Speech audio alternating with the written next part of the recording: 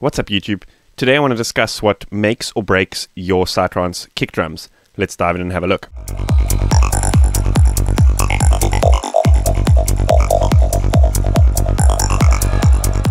So I've prepared a couple of examples here. I do apologize if I've left out your very specific subgenre, but these tend to be the most kind of requested stuff on my channel. But you know, I'm sure from these you'll be able to deduce, or at least, you know, analyze for yourself, and to be able to create a wide variety of different kick drums that you can use in almost any subgenre within Psytrance. I'm going to dive into like the differences between the different subgenres a little bit later on in the video. I first just want to start off with a couple of basics, you know, stuff that I may have covered in previous videos, but I kind of just want to do an all-in-one video to cover all of the bases in this video. So these are a couple of the examples.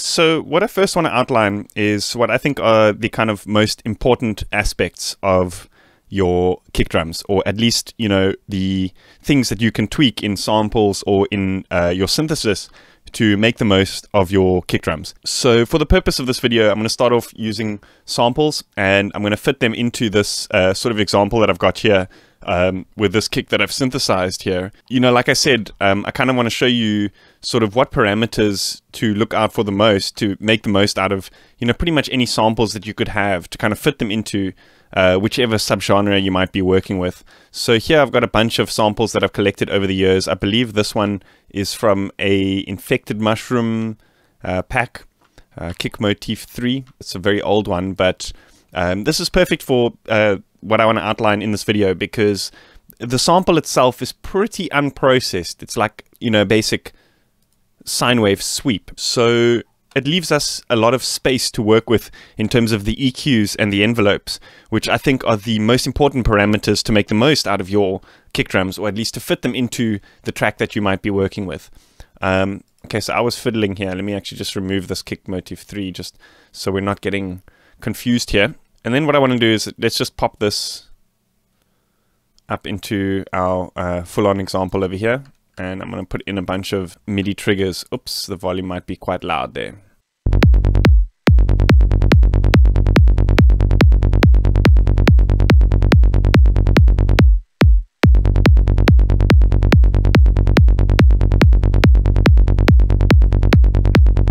So, you know, there's various ways you could do this. You could do this with a sampler track, or you could load it into the actual, you know, as audio files, and then edit the kind of envelopes using LFO tool or something like that. But I kind of prefer just using this as a analysis tool. There are various ways, like various other scopes and stuff that you can use, but I mean, it's just loaded on the channel anyway, so I'm going to use it. So let's just analyze this kick drum that we've got here real quick. Like I said, it's a very basic sine wave sweep.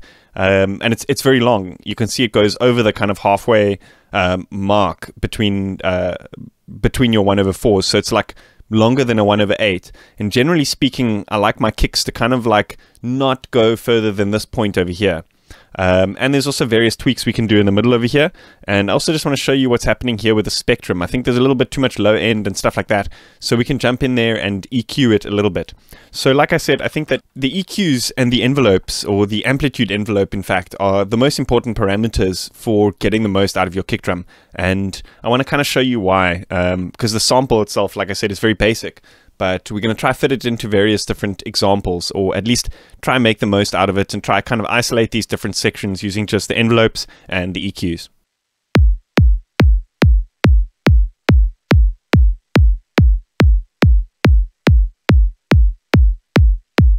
I generally use Curve EQ as my kind of frequency or my spectrum analysis tool because it allows me to overlay various kind of things that I can follow along with.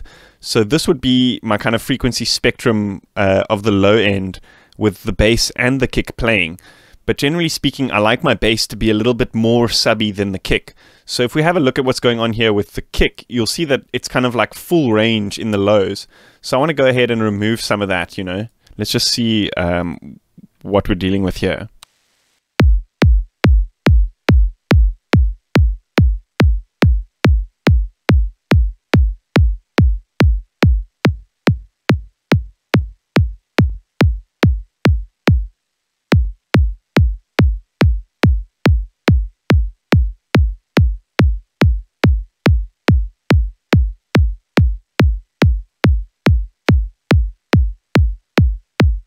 So you can see as we, roll off more of the low end, it kind of changes the envelope over here. It kind of like reduces the amount of body in that sound. Obviously, because as the pitch lowers in that sine wave, and we've kind of applied a filter there, less of that low frequency is going to come through, and thus it's going to result in a different waveform. So you could use this theory inversely and alter the envelopes to get a different response on the EQs. So what I want to do is I'm just going to leave this at about 20 hertz just because, it's been a rule of thumb of mine. And I want to jump into this. I can actually pop this out just so it's a little bit easier here as a window. I want to jump into the sampler track. And I'm going to start playing with these, the envelopes, to try kind of like clean up the EQs of the low end. I kind of want to reduce the amount of like boominess or body in the kick drum. So in Cubase, to enable the amp envelopes, we're going to have to click over here, and that pops up your little graph over here. So the reason I have LFO tool generally open at the same time I'm tweaking this is just because it gives you a live readout. I don't believe there's a way of seeing your waveform on these envelopes in Cubase. If there is, somebody let me know in the comments.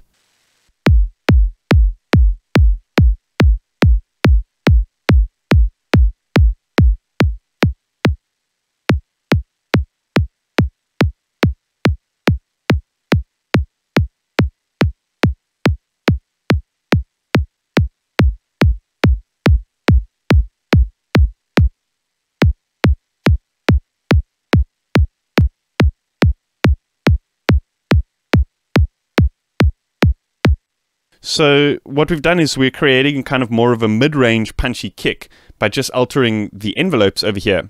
We haven't actually gone in and, EQ'd too much of the low frequencies out. So that allows you to still maintain quite a full range, punchy, low frequency kick, because you're not removing too much with the EQs. You don't have the kind of downfalls of equalization.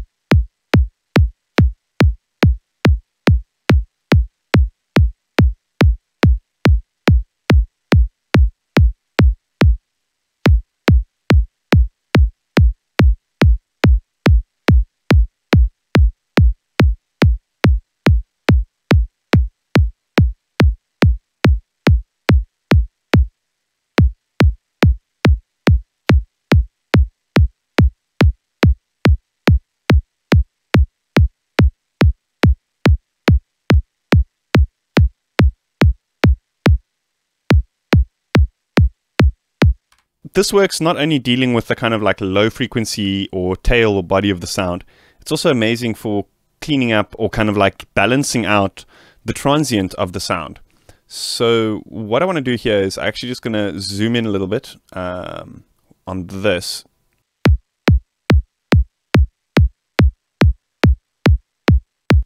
You'll notice that the very like kind of peak of the sound, I want to see if I can actually zoom in even more here, like 1/16. We can try capture it. Because the pitch goes so high over there, you've got these kind of like complex harmonics and a transient that kind of like goes a little bit higher in volume than the rest of the sound. You know, when you're compressing it and you're limiting it, you might get different signals depending on, you know, what pitch you're at and that kind of thing. Instead of EQing that kind of like high frequency out, you could change the envelopes something like this. But you want to get, most likely you want to zoom in so you can get a little bit more.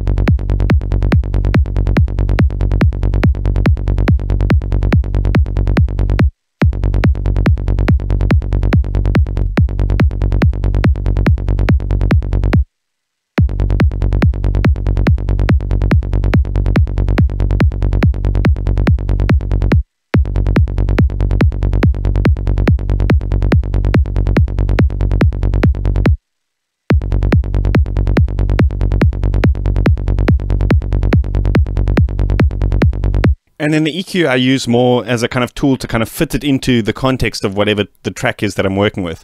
So Cubase has a really cool feature where you can kind of like visualize the bass and kick on the same EQ. So this is handy for kind of removing like mid-range from the kick where there might be, you know, a fundamental, I mean, a kind of prominent harmonic in the bass and vice versa.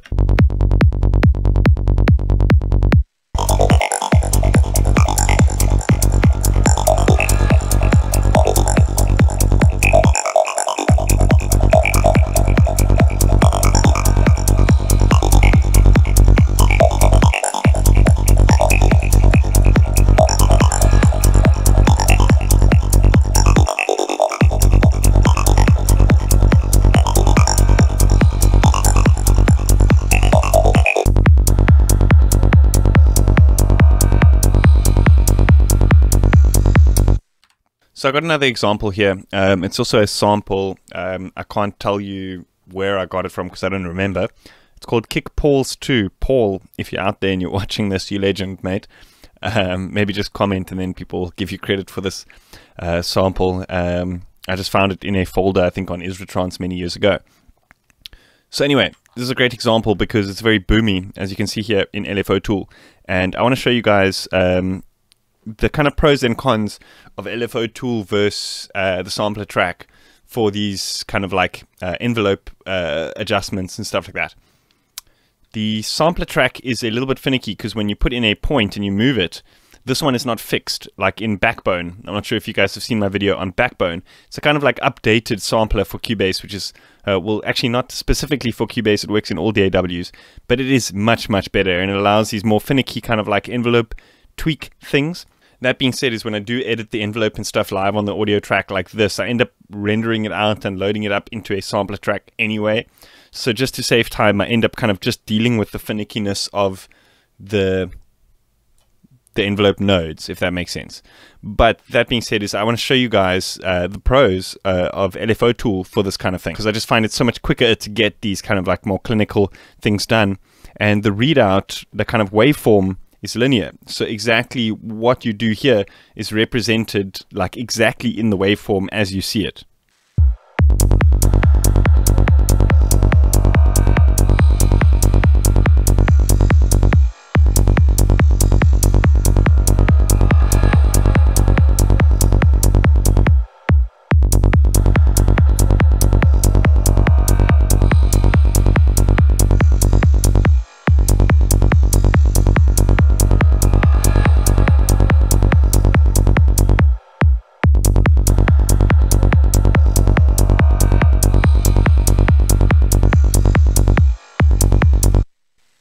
So like I said, I end up rendering it out and loading it into a sampler track anyway, so I can do like fills and repeats and retriggers and that kind of thing.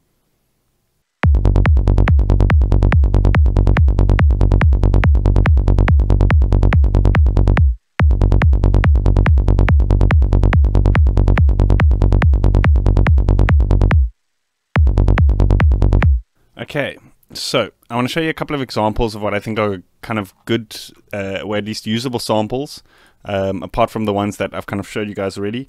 And then I want to load in a couple of, you know, the kind of samples that I tend to avoid when you're doing kick drums and that kind of thing. So yeah, these are what I would say are good representation of samples.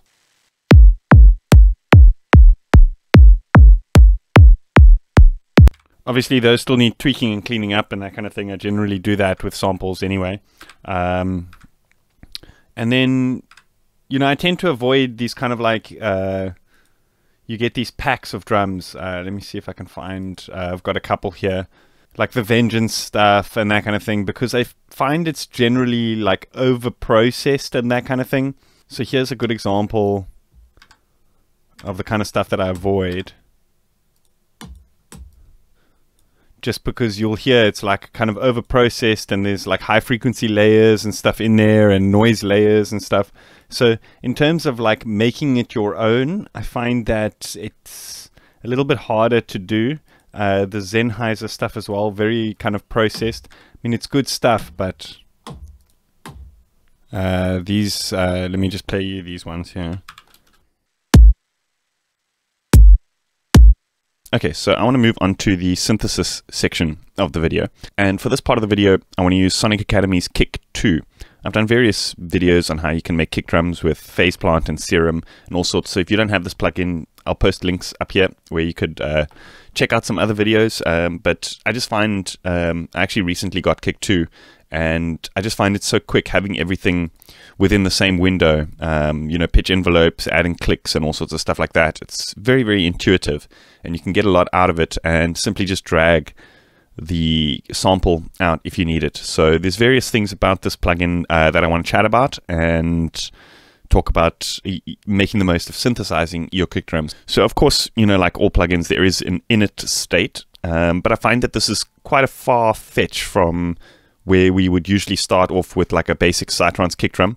But the cool thing about this plugin is there are various presets that are specific for Psytrance, which are good starting points, but I feel like they do need a little bit of tweaking here and there. So I want to dive into one of these presets and we can actually just start, you know, dumb it down a little bit and create our own initialized preset, which we can then, you know, fine tune for each track to suit.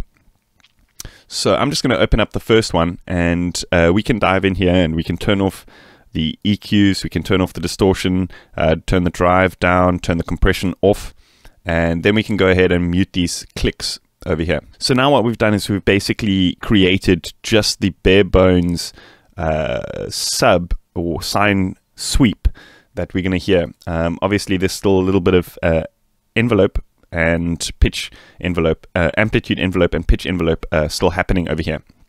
But we're going to go in and fine tune that to suit the specific track that we're working on. So straight off the bat, it does sound pretty decent. But you'll notice if you trigger different notes, it doesn't tune the kick to specific notes as you need it. You know, if you might need it to tune to a specific key of the kick, you could go and change these sort of fundamental points to tune those points to specific keys. But I find it's easier to just set this to key track over here. The sub control, you've got this little icon of a keyboard, and that allows you to key track the sub of the synth. You can actually do this with each of the click layers as well, but I tend not to do that because I find detuning the clicks or the samples starts to sound a little bit kind of noisy, but we're going to dive into that part of it a little bit later on in the video. So now let's trigger different notes and see if it tunes it.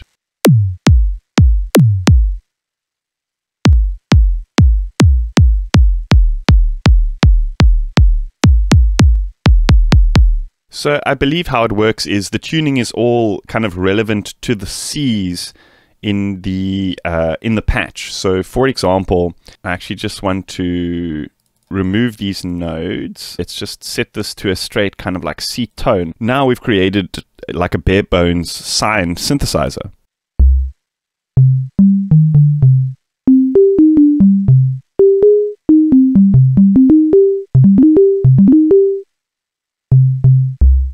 So obviously there are more creative uses than just kick drums, but that being said is just knowing that you're kind of like tuning of your kick is relevant to the C in your patch. So it helps to kind of tune things more specifically.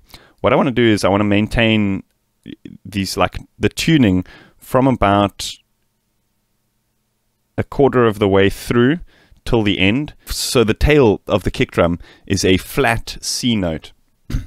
And then we can detune it to whatever the key of the track is in.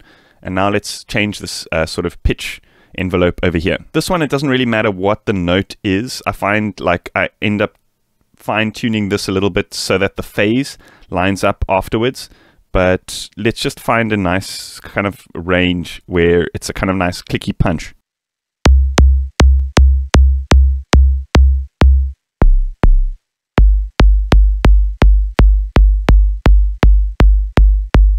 Okay, so what I want to do here is let's actually just go in and put in some MIDI. I just want to see what the bass is on a G. So let's put in some kicks on a G here.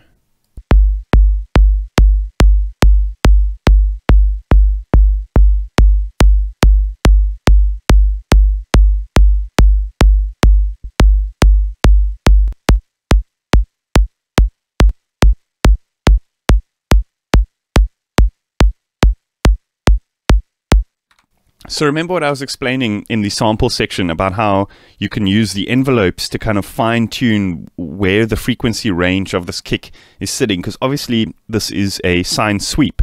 So we've got a kind of sweep between various frequencies from high to low. So where you cut off that sweep will kind of determine how much of that low end it goes down to, if that makes sense. We can use this theory to deduce that you know, tightening the kick drum's envelope is going to let much less of that kind of like boominess through. So we'll need to do less EQ in the end. Like I often say, you know, the more processes in the chain, the less quality you're going to end up with. So it's great to kind of like fine tune these things right at the source and try get it like as perfect as possible and then render it out. And you don't need EQ and that kind of thing. Obviously little bits here and there to fine tune, but I find with the low end, you know, when you start to EQ the low end, it vastly changes the kind of dynamics and the sound.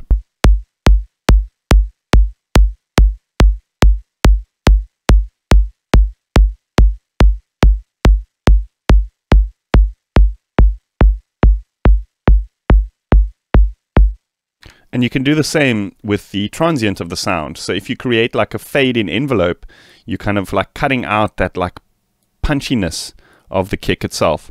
So I like to kind of like fine tune this amplitude envelope to really get the most out of the kick. I find it's so much more audible than fine tuning like the pitch envelope or something like that.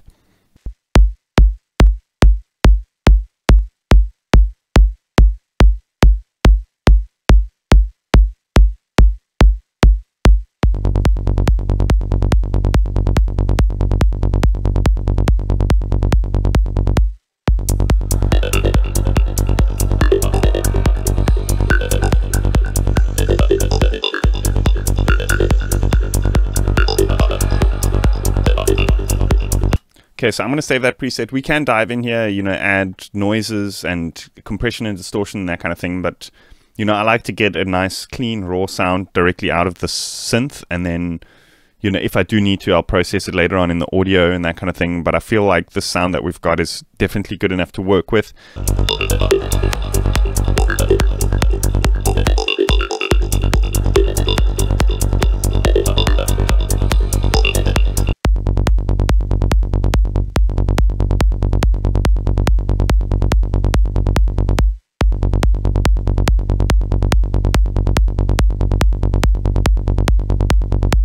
So now we can just, you know, play around with some of these extra features, the distortion and stuff, maybe add a click just to add some variations that we can, you know, recall throughout different tracks and, you know, try and make the most of what we have here.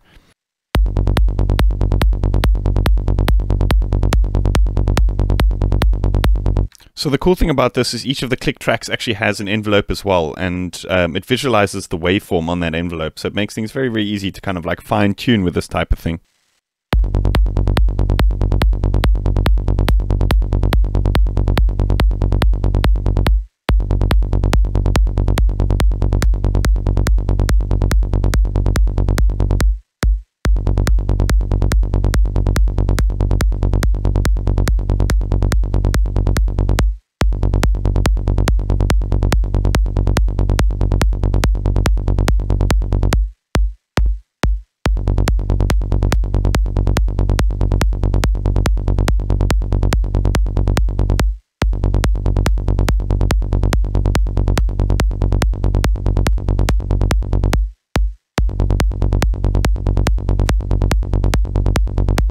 So then once I've got it sounding decent and I've chosen the sort of preset that I want to go with, I'll pop open a oscilloscope and have a look at how this tail interacts with the first bass note and tweak this kind of like pitch, tweak this pitch envelope to kind of like fine tune the kind of like phase between those two notes, if that makes sense.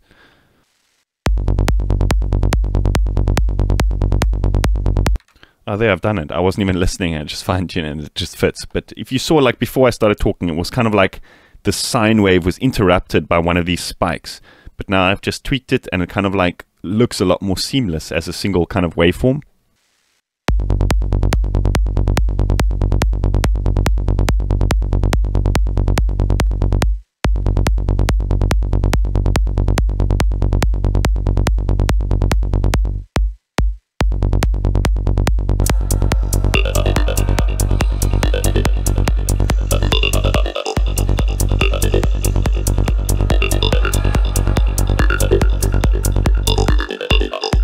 Okay, so I want to show you guys something that I quickly put together here. So in my comparisons of various subgenres, I kind of like recreated kicks that sounded like, you know, various references within those subgenres. And I picked up something particularly interesting. And the kind of like biggest differences between a lot of these kick drums in these subgenres is the envelope shapes. So I mean, obviously there's, you know, slight differences in the pitch envelopes and that kind of thing, but I feel like that's more of a fine-tuning thing specific to your track. But, you know, within the subgenres, there was quite a distinct kind of, you know, this was quite a distinct parameter within these. For example, prog, you'll notice that, you know, the transient is very, very accentuated. There's almost no body, and then the tail of the kick is kind of like very long. Forest, for example, there's a lot of transient and body, and, you know, more of a kind of boxy tail. That kind of results in a much more punchy sound. Full On, I guess, is a balance. There's kind of a bit of everything there. Nice short kicks, lots of transient body and tail.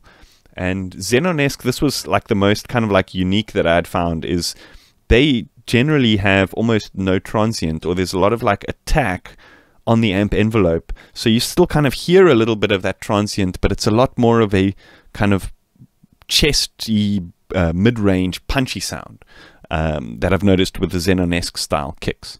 So yeah, hopefully that's useful for you guys. You know, depending on the style that you're wanting to go for. I'm going to jump into a couple of these different kind of examples that I had made and show you guys how I had kind of like fine-tuned the amp envelopes to suit those specific genres. This is the example that I had made for my prog kick drum. I think I, you know, started with that same preset, Psytrance 1, so that the pitch here is pretty standard. And here you'll notice I created this kind of like dip in this range of the sound, where this would be kind of like the body of the sound, and that results in that kind of like in that dip in the body, as you saw in the waveform.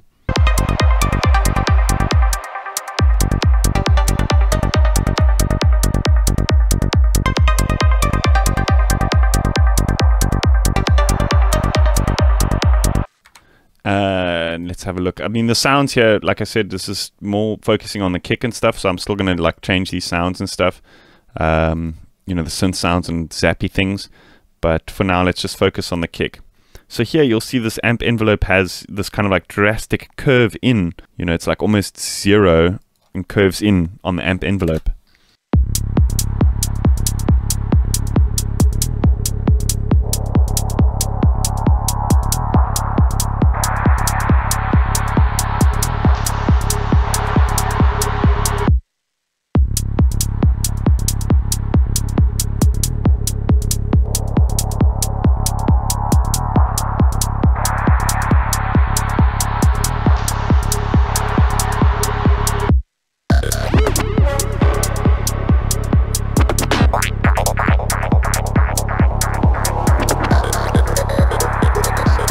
And I think with the Forest example, it was just the kick and bass, and actually that same pad from the Xenon section.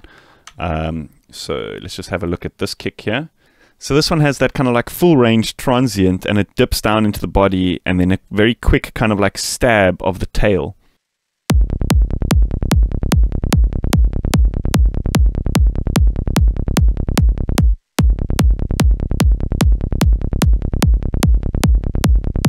So yeah, that should be it. I mean, from there, I think it's all about fine tuning, you know, getting your volumes sounding nice alongside the bass, you know, getting your kick and bass to sound nice together. I generally get my kicks to peak at around -12. My basses to peak at about -13, depending on the type of, you know, track that I'm working on. If I want a fuller bass, I'll pump it up a little bit. But then together, I try to get them to peak again at -12. So yeah. I think we've done something like that. Let's just have a look at what our peaks are dealing with here.